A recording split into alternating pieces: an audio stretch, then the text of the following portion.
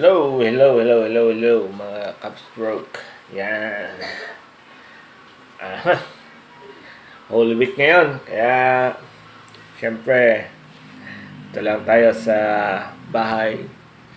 Hindi tayo makapag-walking sa park.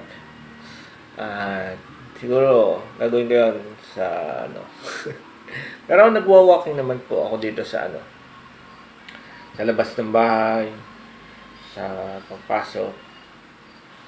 Naging busy.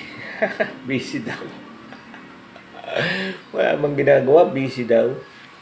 Kundi makipagtsikahan sa ating mga kapatid sa YT. Yan. At yun nga, sa mga bago nating nakilala, kaso nakapagbigay-ligaya din naman sa atin ng ilang araw. At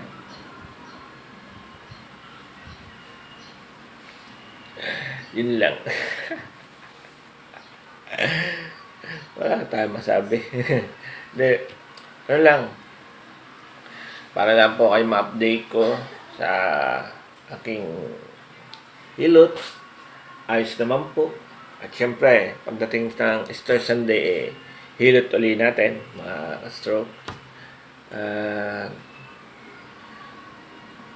Talagang ginaganahan tayo magpahilot para po tayo gumaling agad. Para po tayo makalis ng bahay, mapag-isa, makapunta kung saan-saan, doon sa mga gusto natin puntahan. Magagawa na natin, mga stroke. Kaya, tuloy lang, pag mainip, maghintay ng tamang panahon para para siya gumaling. At kahit pa matagal at kahit pa umabot pa ng 10 years. Kasi wala tayong magagawa. Talagang ganoon. Meron talagang nung sila, yung iba, umabot sila ng 7 years bago makuha nila yung tamang lakad, tamang paggalaw, at tamang pagbuhat ng mga bagay. Nakabalik sila sa trabaho nila. At tayo naman ay naghahangad din na makabalik. Hindi man sa dati nating trabaho, makabalik sa trabaho. Kaya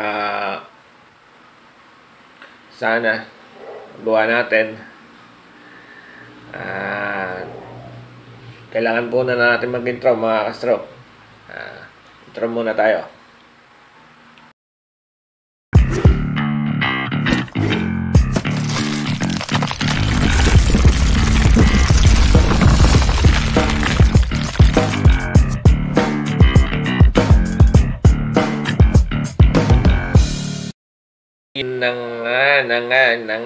Yan na nga po. At tapos na ang ating intro, ka-stroke. Kwentuhan muna tayo, maritisan. Ano ba? Kung anong mga nangyayari. Naging motivated tayo. Sumaya tayo. Yan, syempre, laging maging masaya. Para kahit sa konting panahon, naging masaya tayo. At sana nga tuloy-tuloy, umayos,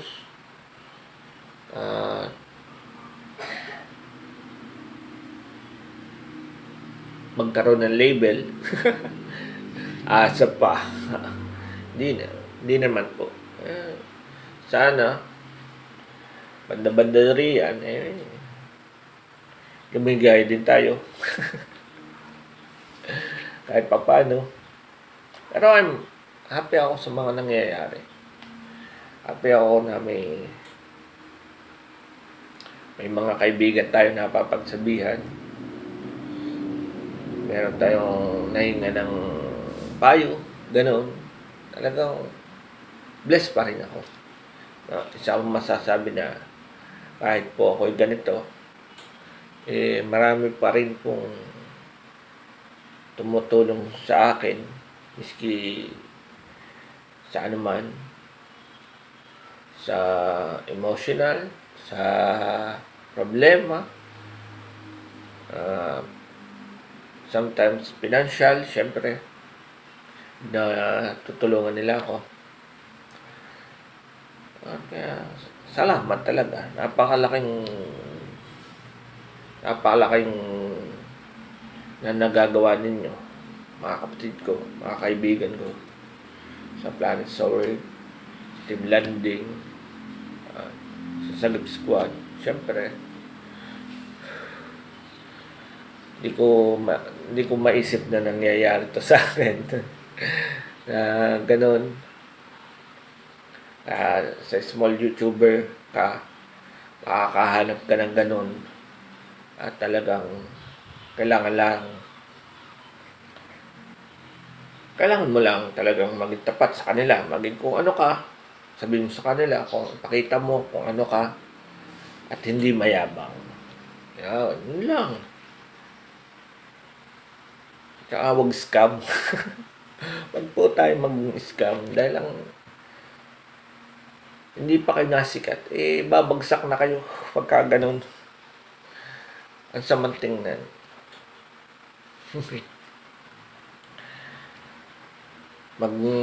Maging makontento tayo kung hanggang saan lamang tayo. Yun lang yun. At talagang kung umangat man tayo, bigay ni God yun. Siyempre. Tsaka huwag niyong madaliin. Hindi naman katulad ko, gusto kong gumaling agad. May proseso paggaling natin, mga gusto. May proseso bago natin mabot yung ating goal. Talagang paghihirapan natin. Mag-exercise tayo lagi araw-araw. Hindi man ko magawa, at least nalalagyan ko lagi pagka wala akong ginagawa. Nagagawa ko mag-exercise. Lalo pa ngayon, mainit na, kailangan kong uminom lagi ng tubig.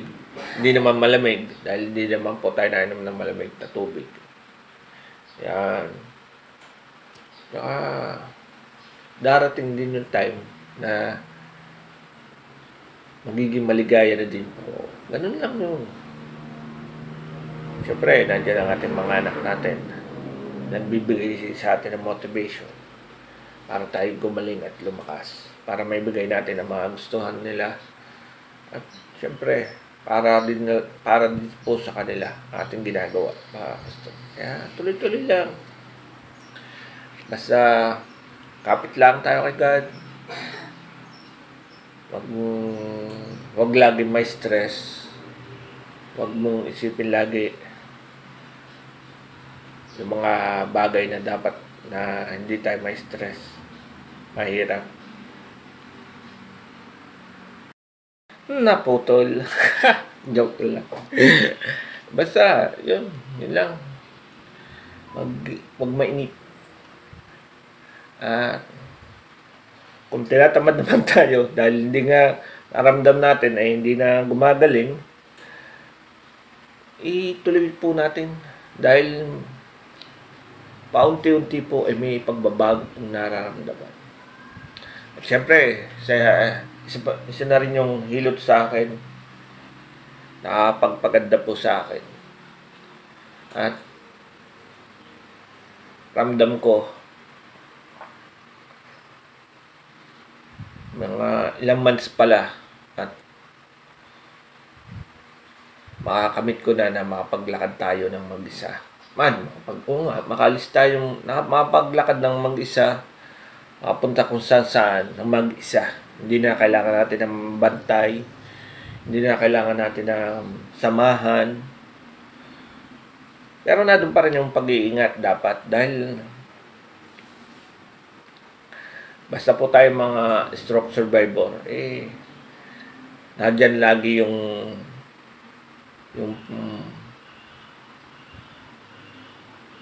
yung posibleng mangyari na ma-stroke tayo, second stroke tayo. Kaya kailangan po natin mag-ingat lagi. Inom ng maintenance, kumain ng tamang pagkain, at exercise palagi. Water. Yan, ang number 1, water. Lalo na ngayon mainit na uli. At babalik na meron pa tayong kalaban sa pagmainit ay heat stroke. Ang kalaban pag malamig, paninigas ng affected, ating spasticity. Ay, punta na tayo sa net.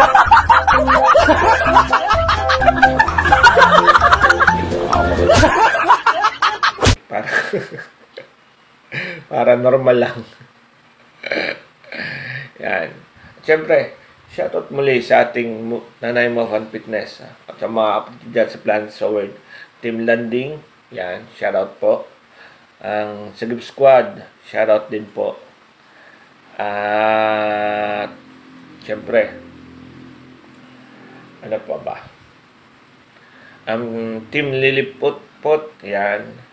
Ang Team Palarca, siyempre sa ating stroke, ang gumagabay sa ating stroke.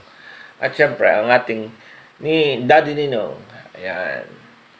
Daddy Ninong J, shoutout sa inyo. So, lahat yan, hindi ko na kayo may isa-isa dahil sa sobra nating kaibigan at sa daming nagmamahal sa atin, ay nandiyan po sila palagi. So, paano mga stroke? Hanggang dito na lang uli. At sunod nating vlog ay ating 5th session hilot. So, paano? Hanggang dito na lang and bye-bye.